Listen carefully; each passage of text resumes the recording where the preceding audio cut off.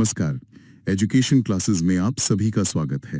आज हम एक बहुत ही जरूरी और कह सकते हैं कि संवेदनशील विषय पर बात करेंगे। बिल्कुल, आज हम बात कर रहे हैं वंचित शिक्षार्थियों की, मतलब वो बच्चे जिनके लिए सीखना कई चुनौतियों से भरा होता है। और ये चर्चा NIOS DELED कोर्स के मटेरियल पर आधारित है, जो DSSB PRT एस्पिरेंट्स के लिए बहुत काम की है। तो आज का हमारा मिशन क्या है? हमारा मिशन ये समझना है कि एक बच्चे की सामाजिक सांस्कृतिक दुनिया उसकी पढ़ाई को कैसे प्रभावित करती है, और एक शिक्षक के तौर पर हम इस खाई को कैसे भर सकते हैं। तो चलिए इस पर गहराई से बात करते हैं। बिल्कुल। तो इस पूरी चर्चा को समझने के लिए चलिए एक बच्ची की कहानी से शुरू करते हैं। मान लेते हैं उसका नाम मीना है। मीना एक छोटे से गांव से है और पहली बार स्कूल जा रही है। और मीना की कहानी असल में हमारे देश के लाखों बच्चों की कहानी है। सही बात है। तो सबसे पहले ये समझना होगा कि मीना या कोई भी बच्चा सीखता कैसे है। एक बहुत बड़ा आइडिया है जिसे हम रचनावाद या कंस्ट्रक्टिविज्म कहते हैं। जी। ये कहता है कि ज्ञान दिया नहीं जाता, ज्ञान बनाया जाता है। बच्चा कोई खाली बर्तन नहीं है जिसे हमें भरना है। ये सुनने में भले ही आसान लगे, पर ये शिक्षा की दुनिया में एक बहुत बड़ी क्रांति है।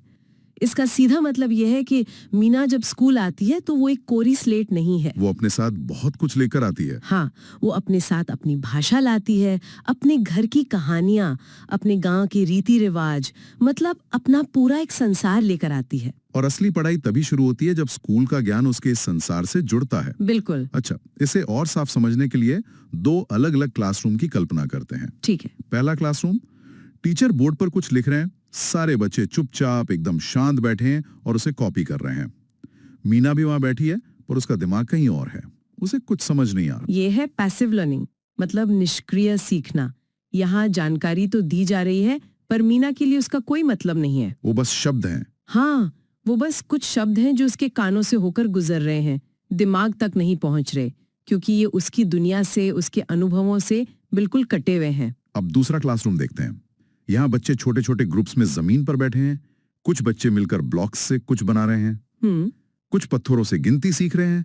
मीना अपने दोस्तों के साथ एक कहानी की किताब के चित्र देख रही है। और टीचर एक जगह खड़ी नहीं है, बल्कि बच्चों के बीच घूम रही हैं, उनसे बात कर रही हैं। बिल्कुल। और यहीं असली जादू होता है।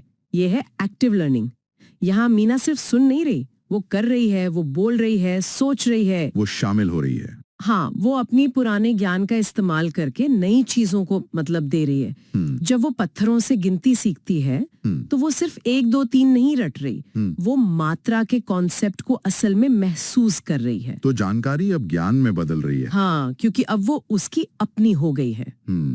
तो ये तो साफ है कि मीना का अपना माहौल, उसका जो संदर्भ है, वही उसके सीखने की नींव है।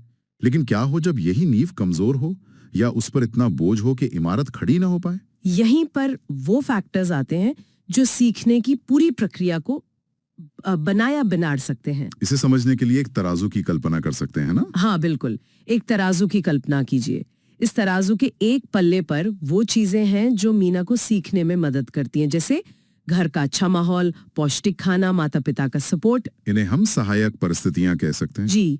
और दूसरे पल्ले पर है वो चीजें जो उसे पीछे खींचती हैं, मतलब बाधाएं। जैसे घर की गरीबी, या फिर ये सोच कि लड़की है, ज्यादा पढ़कर क्या करेगी, जाति को लेकर भेदभाव, और सबसे बड़ी चीज भाषा। वो भाषा जो स्कूल में बोली जाती है और मीना के घर की भाषा से बिल्कुल अलग है। और अक्सर यही दूसरा पलड़ा इतना भारी हो जाता है कि बच्चे की सारी प्रतिभा उसी के नीचे दब जाती है। बिल्कुल। और यहीं पर एक बहुत जरूरी बात सामने आती है जो मटेरियल में कही गई है। असुविधा घर की संस्कृति और स्कूल की संस्कृति के बीच मेल ना खाने से पैदा होती है। ये लाइन, ये इस पूरी चर्चा का सार है, मुझे लगता है। हाँ, और ये एक बहुत ही कह सकते हैं कि अनकंफर्टेबल सच है। क्यों? क्योंकि ये जिम्मेदारी बच्चे से हटाकर हम पर, यानी सिस्टम पर डाल देता है। ये कहना बहुत आसान है कि मीना पढ़ाई में कमजोर है, लेकिन ये मानना बहुत मुश्किल है कि शायद हमारा स्कूल ही मीना के लिए ठीक नहीं है। मतलब समस्या बच्चे में नहीं, सिस्टम के डिजाइन में है। बिल्कुल। असली प्रॉब्लम तब शुरू होती है जब बच्चे के घर के कल्चर और स्कूल के कल्चर में एक बड़ा मिसमैच होता है। उसे लगता है ये मेरे मतलब की बात नहीं हो रही, ये मेरी दुनिया नहीं है। तो अगर समस्या सिस्टम में है तो समाधान भी वहीं से खोजना होगा। तो अब सवाल ये है कि हम मीना की मदद करें कैसे।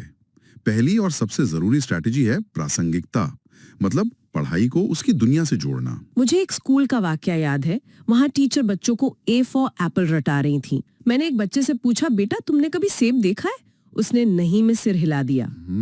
वो बच्चा एक ऐसे इलाके से था जहाँ आम के बाग थे। उसके लिए ए फॉर आम ज्यादा मतलब रखता था। यही छोटा सा फर्क है रटने और समझने के बीच का। बिल्कुल। तो एक अच्छा टीचर शहर की लाल बत्ती का उदाहरण नहीं देगा अगर बच्चे गांव में रहते हैं। वो गांव की पगडंडी, बैलगाड़ी या ट्रैक्टर का उदाहरण देगा। वो पढ़ाई को टेक्स्ट बुक के पन्नों से निकालकर बच्चे की असल जिंदगी में ले आएगा। सही बात है। और जब हम मीना जैसे बच्चों की बात करते हैं तो कुछ खास समूहों पर और ज्यादा ध्यान देना पड़ता है। हाँ, सबसे पहले बात करते हैं लड़कियों की शिक्षा की। ये बाधाएं 3 लेवल पर काम करती हैं: घर पर, रास्ते में और खुद स्कूल में। घर पर तो वही रूढ़िवादी सोच कि लड़कों को पढ़ाना ज्यादा जरूरी है या घर का काम सीखो। और अगर स्कूल दूर है या रास्ता सुरक्षित नहीं है तो माता पिता भी इसे भेजने से डरेंगे। ये हो गई रास्ते की बाधा। और अगर वो इन सब को पार करके स्कूल पहुंच भी गई तो वहां भी मुश्किलें हैं। जी, जैसे स्कूल में लड़कियों के लिए अलग टॉयलेट ना होना।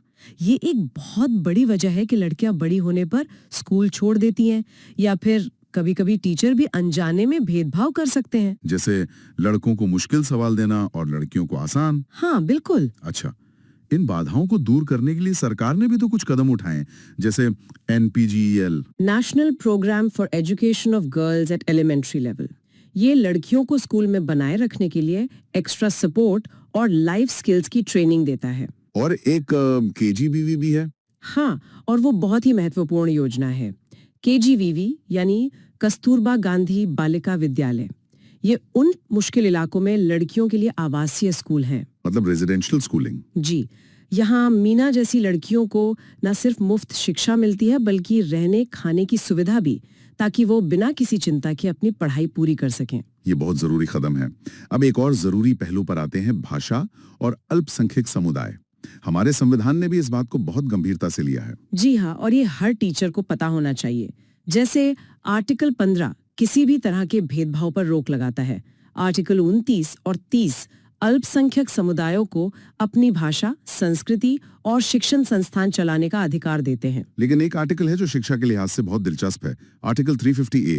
ये क्या कहता है? आर्टिकल 350A कहता है कि जो बच्चे भाषाई अल्पसंख्यक ग्रुप से आते हैं उन्हें प्राथमिक स्तर पर उनकी मातृभाषा में ही शिक्षा दी जानी चाहिए। अरे वाह! ये बहुत गहरी बात है। हमारा संविधान खुद इस बात को मानता है कि असली सीखना तभी होता है जब वो बच्चे की अपनी जुबान में हो। और यहीं से हम भाषा के उस बड़े सवाल पर पहुंचते हैं, खासकर आदिवासी बच्चों के संदर्भ में। हाँ, जहाँ ये मिसमैच सबसे ज्यादा दिखता है। जिसे समझाने के लिए भाषा का पुल या द लैंग्वेज ब्रिज का आइडिया इस्तेमाल किया गया है। ये क्या है? ये एक बहुत ही अच्छा तरीका है इसे समझने का। सोचिए, मीना की मातृभाषा नदी का एक किनारा है और स्कूल में पढ़ाई जाने वाली हिंदी या अंग्रेजी दूसरा किनारा। और बीच में गहरी खाई है। बिल्कुल। जब टीचर सीधे स्कूल की भाषा में पढ़ाना शुरू कर देता है तो मीना उस खाई के एक किनारे पर अकेली खड़ी रह जाती है। वो शब्दों को तो तोते की तरह रट तो लेती है पर उनका मतलब नहीं समझ पाती। सीखना एक बोझ बन जाता है। तो ये पुल कैसे बनेगा? ये पुल है मातृभाषा। जब शुरुआती पढ़ाई मीना की अपनी भाषा में होती है तो वो कॉन्सेप्ट्स को आसानी से समझती है, क्योंकि वो उसकी सोची समझी दुनिया से जुड़े होते हैं। हाँ, एक बार जब उसकी समझ की नींव मजबूत हो जाती है तब उस नींव पर आप दूसरी या तीसरी भाषा की इमारत खड़ी कर सकते हैं। तो मातृभाषा का ये पुल उसे रटने की खाई से निकालकर सार्थक सीखने के किनारे तक ले जाता है। बिल्कुल। लेकिन एक क्लास में तो अलग अलग भाषा बोलने वाले बच्चे हो सकते हैं। ऐसे में एक टीचर क्या करें? यहीं पर बहुभाषी शिक्षा मतलब मल्टीलिंगुअल एजुकेशन का आइडिया आता है। ये मानता है कि क्लास में कई भाषाएं होना कोई समस्या नहीं बल्कि एक ताकत है, एक रिसोर्स है। इसके लिए कुछ मजेदार तरीके भी हैं, जैसे क्लासरूम में एक wall of words banana. The wall of words? ये क्या है? मतलब दीवार पर एक ही चीज का नाम कई भाषाओं में लिखना। अच्छा। जैसे पानी को हिंदी में, अंग्रेजी में वाटर और मीना की स्थानीय भाषा में भी लिखा जाए। इससे हर बच्चे को लगता है कि उसकी भाषा की भी इज्जत है। और बच्चे खेल खेल में दूसरी भाषा के शब्द भी सीख जाते हैं। इसी से जुड़ा एक और नाम सुनने में आता है, टोटल फिजिकल रिस्पॉन्स यानी TPR। ये सुनने में बड़ा भारी भरकम लगता है क्या ये? नाम भले ही टेक्निकल हो, चटपट तरीका बड़ा मजेदार और सीधा है। ये करके सीखने का एक रूप है। अच्छा। आप शब्दों को सीधे एक्शन से जोड़ देते हैं। जैसे आप कहें कूदो और बच्चे कूदें, आप कहें बैठ जाओ और बच्चे बैठ जाएं। अरे वाह! ये दूसरी भाषा सिखाने का बहुत असरदार तरीका है, क्योंकि इसमें दिमाग को अनुवाद नहीं करना पड़ता। शब्द सीधे एक्शन से जुड़ जाते हैं। बच्चों को पता भी नहीं चलता कि वो कोई नई भाषा सीख रहे हैं, वो तो बस खेल रहे होते हैं। कमाल है, मतलब समाधान इतने सरल और सहज हो सकते हैं। अच्छा, इसी तरह उन बच्चों के बारे में क्या जिनके सीखने का तरीका थोड़ा अलग होता है, जिन्हें हम विशेष आवश्यकता वाले बच्चे कहते हैं? यहाँ भी सिद्धांत वही है, बच्चे को सिस्टम के लिए मत बदलो, सिस्टम को बच्चे के लिए बदलो। यही समावेशी शिक्षा यानी इंक्लूसिव एजुकेशन का मूल मंत्र है। इसका मतलब है कि हर बच्चे को, चाहे उसकी कोई भी शारीरिक या मानसिक चुनौती हो, उसी क्लासरूम में पढ़ने का हक है जहां बाकी बच्चे पढ़ते हैं। बिल्कुल, और इसके लिए टीचर बहुत छोटी-छोटी मगर असरदार चीजें कर सकते हैं। जैसे अगर किसी बच्चे को कम दिखाई देता है तो बोर्ड पर थोड़ा बड़ा और साफ लिखे। अगर किसी को सुनने में दिक्कत है तो उससे बात करते वक्त उसकी तरफ देखकर और थोड़ा जोर से बोलें। और अगर किसी बच्चे को सीखने में कोई खास दिक्कत है, जैसे डिस्लेक्सिया, तो उसके लिए कॉन्सेप्ट्स को छोटे-छोटे हिस्सों में तोड़ दें। अगर गिनती सिखानी है तो सिर्फ बोर्ड पर 1, 2, 3 ना लिखे, बल्कि ब्लॉक्स, कंकड़ या बीजों का इस्तेमाल करें, ताकि वो उसे छूकर और महसूस करके सीख सके। मतलब ठोस चीजों का इस्तेमाल। हाँ, और सबसे जरूरी है धैर्य और दोहराओ। और जब भी वो कुछ सही करे तो उसकी तारीफ जरूर करें, इससे उसका आत्मविश्वास बढ़ता है। तो अगर हम आज की पूरी बातचीत को समेटें और कोई टीचर जो हमें सुन रहा है वो कुछ मुख्य बातें याद रखना चाहे, तो वो क्या होंगी? एक तरह की चीट शीट। जरूर। पहली बात, बच्चा खाली स्लेट नहीं है, उसके ज्ञान का सम्मान करें और पढ़ाई को उसकी दुनिया से जोड़ें। NCF 2005 इसी पर जोर देता है। ठीक है।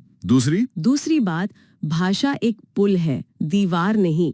शुरुआती पढ़ाई बच्चे की अपनी भाषा में हो, आर्टिकल 350A भी यही कहता है। तीसरा, लड़कियों की शिक्षा में आने वाली बाधाओं को पहचानें और KGBV जैसी योजनाओं के बारे में जागरूक रहें। चौथा, TPR जैसी मजेदार तकनीकों का इस्तेमाल करें जो खेल खेल में सिखाती हैं। और पांचवी और सबसे जरूरी बात, समावेशी बने, हर बच्चे को अपनाएं और अपनी टीचिंग को उसकी जरूरतों के हिसाब से बदलें। तो इन सब का जो निचोड़ है वो ये है कि एक अच्छा टीचर बनना सिर्फ सब्जेक्ट पढ़ाने के बारे में नहीं है। नहीं, बिल्कुल नहीं। ये हर बच्चे के लिए, खासकर मीना जैसे बच्चों के लिए, एक पुल बनाने के बारे में है।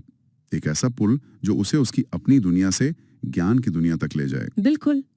और इसी सोच के साथ हम अपने सुनने वालों के लिए एक सवाल छोड़ना चाहते हैं। जी। अगर असली समस्या घर और स्कूल के कल्चर का मेल ना खाना है, तो एक टीचर या पूरे एजुकेशन सिस्टम को खुद को किस हद तक बदलना चाहिए? क्या सीखने की सारी जिम्मेदारी सिर्फ बच्चे की है, या स्कूल को भी बच्चे की दुनिया के हिसाब से ढलने की जरूरत है? और इस संतुलन को आखिर पाया कैसे जाए?